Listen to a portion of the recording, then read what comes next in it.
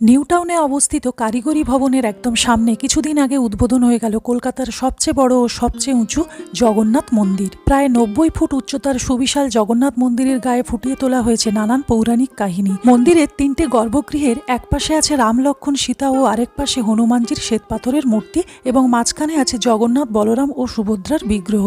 গর্ভগৃহে ফুটিয়ে তোলা হয়েছে নানান পৌরাণিক কাহিনী এবং সুন্দর সুন্দর নকশা। এই মন্দিরে ভোগ প্রসাদ খেতে চাইলে স্ক্রিনে দেওয়া নাম্বারে যোগাযোগ করতে পারেন। মন্দিরের বাইরের দেওয়ালে তুলে ধরা হয়েছে ভগবান বিষ্ণুর 10 অবতার ও সমুদ্র মন্থনের মতো ঘটনা, যা মানুষের দৃষ্টি আকর্ষণ করবেই। মূল প্রবেশদ্বারের দুপাশে আছে 2টি সিংহ। মন্দিরটির রাতের আলোকসজ্জা বেশ নজরকাড়া। মন্দিরটি খোলা থাকে সকাল 8টা থেকে দুপুর 2টো এবং বিকেল 4টে থেকে রাত্রি 8টা পর্যন্ত। পুরীর জগন্নাথ মন্দিরের মতো এখানেও আছে একটি অশোক স্তম্ভ। আর এরকম ইনফরমেটিভ মিনি ব্লগ দেখতে চ্যানেলটিকে সাবস্ক্রাইব করুন।